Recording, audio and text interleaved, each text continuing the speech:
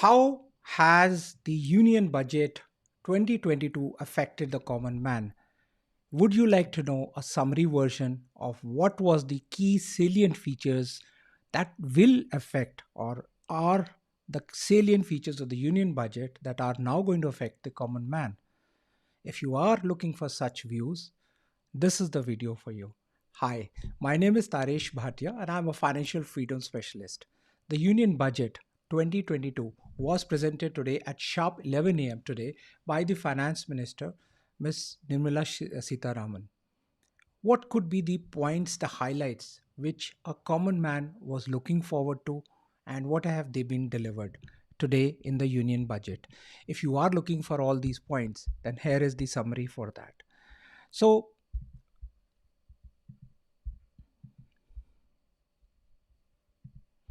I will go in a different manner. I will first take up the salient points, the must know points for the common man, so that I can demystify the language, technical language. I will try and avoid that. And my emphasis is on the top points, the top 20, 30 points. And I'll go very fast to highlight the most important things with the budget was announced, which the budget announced, and is going to affect the common layman. What are they? The number one is that the financial year is going to see an economic growth of 9.2%. LIC IPO is going to come up shortly. The roads are going to be increased by 25,000 kilometers. 400 new one-day trains going to be launched in the coming 3 years. 100 new cargo terminals to come up in the next 3 years. 60 lakh affordable houses to be completed at 44,000 crores under the PM Awas Yojana. Make in India to generate 60 lakh new jobs. 60,000 crores allocated for drinking water supply to 62 lakh people. Important thing. Housing projects to be allocated 48,000 crores. Direct payment of MSP value to the farmers' accounts is to be done. The ECLGS scheme is now extended to March 23 to generate cover, guaranteed cover for another 50,000 crore rupees. Another 200 channels are going to be added for the students who could not attend the classes due to the COVID and the schools remaining closed due to the pandemic. National Health Training Program to be set up with the inclusion of 23 new mental health care centers across India. 2 lakh new Angarwadis to be upgraded in a better environment for early childhood education. 100% of 1.5 lakh post offices to come up on core banking system. Under Har Ghar Nal scheme, as I said earlier, 60,000 crores is to be allocated for 3 crore households for water supply. E-passports are going to be introduced where the passports are going to have embedded chips in them, and we are looking at futuristic India. Modernization of all the building bylaws. Battery swapping policy for e-vehicles to be introduced. A completely paperless end-to-end online e-billing system to be used by central ministries for procurement. Surety bonds by banks, guarantees to be come up for government procurements. Animation, visual effects, gaming, comic task force to be set up to recommend new ways to help domestic capacity to serve the markets and the global demand. Spectrum auctions to be announced to be held in 22 for 5G rollout. Now, these are the top features up till now which I could see. Let me continue. 5% of the Universal Service Obligation Fund to go for technology solutions for broadband and e-services in rural India so that they also get the benefit. Defense R&D to be opened up for private sector and startups. 19,500 crores for production-linked incentive to manufacture high-efficiency modules to facilitate 280 gigawatt installed capacity by 2030. Financial support to be given to SC/ST farmers who go for agroforestry. Outflow for capital expenditure increased by 35.4%. Remarkable increase when we saw the COVID downfall, the economy affected. This is a remarkable new thing. Green bonds to be issued by green infra proceeds in public infra projects, which will reduce carbon footprints for India. Digital rupee to be introduced by RBI, backed up by blockchains. It will help the cryptocurrency, and I'll come to the analysis. 2023 22-23 year will see an allocation of 1 lakh crore to assist the states. sovereign green bonds to be introduced by government's borrowing programs in financial year 23, tax benefit for those who are differently able, and for those who have critical illness. Now I'll come to the direct taxes where there were major expectations from the finance minister, but well, she started by saying by thanking the taxpayers of the country, and she gave a nice quote from Mahabharata. And to draw wisdom from it, she says that I wish to bring a trustworthy tax regime for the common man. So let's see what that is. First was there will be a new updated tax systems to be filing your income tax returns who have not been able to file within 2 years from the end of the relevant tax assessment year. And this will reduce the tax regulations and the stress on the taxpayers who have realized that they made a mistake by not filing their tax returns. 18% corporate tax to be paid by for corporate societies to be reduced to 15%. 12% to be reduced to 7% tax rate for cooperatives. Surcharge now reduced. Those having income from 1 to 10 crores. NPS tier 1.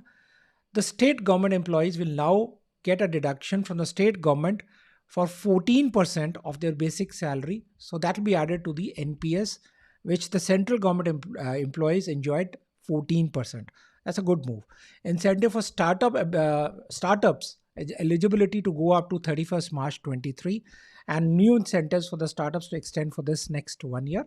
Any income from any transfer of any virtual digital asset shall be taxed at 30%, and no deduction will be allowed, like loss will not be able to set off that. No other transaction expense to be allowed, TDS to be deducted 1%. Even the gift of the virtual digital currency will be introduced, tax will be introduced. Some rationalization of surcharge for NRI's income to be introduced. Long-term capital gains now to be capped at 15%. Health and education says to be disallowed from expenditure for companies who were using it not as a good feature. Deterrence of tax evasion, undisclosed income, people who were getting caught, now they will have no scope for setting it off against losses. 20,000 rupees transactions to attract TDS, and no changes in ATC rebates or any exemptions, no announcements at all. Now, let me quickly go through the indirect taxes implications. The GST Council announced 1,49,86 crores as of January 22 for this financial year, a huge achievement for the GST collections, and applause by the minister for the cause of paying tax. And the finance minister said that the blending of fuel is a priority. So unblended fuels to attract higher duty from October 22. Look out for the fuels unblended. Concessional customs duty on capital gains to be phased out, initially of 7.5% to be imposed. Custom duty on cut and polished diamonds and gemstones to be reduced to 5%. Custom duty on diamond and precious stones to be reduced to 5%. Duty on umbrellas raised by 20% to 20%, and exemptions on parts will go off. Now, the budget ended at 12:35, starting at 11. Very short, sweet budget, in my opinion. Here is my analysis, my top 13 points from the budget for the common man. So here I go. Number one, I think this is overall a very progressive budget, because from the last budget, we have seen that there is no change in the tax structure, no changes in the taxes are actually a good sign, I believe, as a financial planner for my clients, that there could have been. Number two is that the growth of the country, the overall economy has been there. So foreseeing that, and impetus is required. Number three is that overall corporates should be able to spend more, employ more. And the government says will take care of a lot of things which they're going to take care through these announcements. Number four is, I say this is not a very populist budget. They're not trying to appease the common man. Maybe the elections are away. So got another 2 years, 1 year to not try and get to appeasing the common man, and to continue to have that buoyancy in the economy. No new taxes, and these things are there which are not populist. So I think it's a good budget in that sense. Growth is a focus for the overall economy of the country. So everything has been done for growth of the economy in one word, in one line. Number six is pushing the startups and saying we'll be extending all schemes till 23 March is a good thing.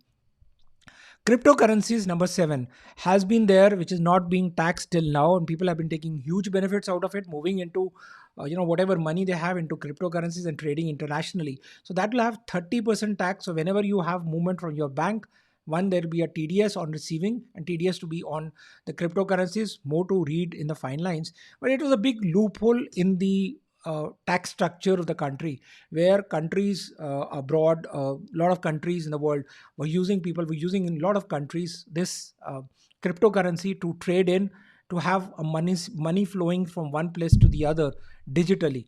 And along with this, the minister introduced the cryptocurrency, the digital currency, rupee digital currency, to be introduced by RBI. So that's a new thing. I would say a bold budget to move the economy of the country. A major effort has been put in. And being a COVID hit country, no new cess or tax is also a good point, and I'm satisfied on that point. The emphasis not in taxes and expenditure of the government is a good sign. Private sector participation being encouraged is a growth oriented budget. The introduction changes in the NPS for the state government employees brings more flexibility for the state government employees too, and I think that's a positive move, because they were getting a 10% government contribution for the government employees, the state employees. Now they get 14%, so 4% increase in the NPS without asking for anything is a good thing for the state employees. Overall, as a financial planner, I would say I was looking forward to, well, a lot of new announcements in the income tax 80C section. For example, the ELSS I thought should be moved to a separate section, equity linked saving schemes, the benefit under ELSS. Second, the PPF should be a separate section. Third, the term insurance should have been moved to a different 80C subsection. None of this happened. Fourth, the NPS should have seen an increase in the limit. It didn't happen. Fifth, health premiums have increased in the last 2 years. People are buying more health insurance. So Section 80D, I believe, should have been increased limit from 25,000 to 50,000 or more. None of this happened. Well, the rebates in the income tax are always expected, but nothing happened. Okay, I'm good on that also. So 13 points from my side. This is your financial freedom specialist, Taresh Bhatia, a special budget, union budget, how these 13 points are my analysis are going to be affecting the common layman from the budget. And more to see, do consult your financial planner, your CA, and read the fine prints in the budget analysis when it comes up. I'll do one more analysis in the next 24 to 48 hours to bring in more fine points. Thank you for now, and thank you for listening for this sharp, crisp analysis of the budget by me. And this was just an attempt at 2:30 p.m. today on 1st February 2022, so that I could bring out my thoughts, my analysis, sharp and crisp. Again, I would say ATC, income tax, common layman, expected a lot of rebates, exemptions. I've covered that in a separate video. Look out for that, the expectations, but have no meaning as of now. So let's look forward to the next 12 months, and happy investing. Remain cheerful, remain happy, and thank you for watching this video. Do subscribe to the YouTube channel if you have not done so.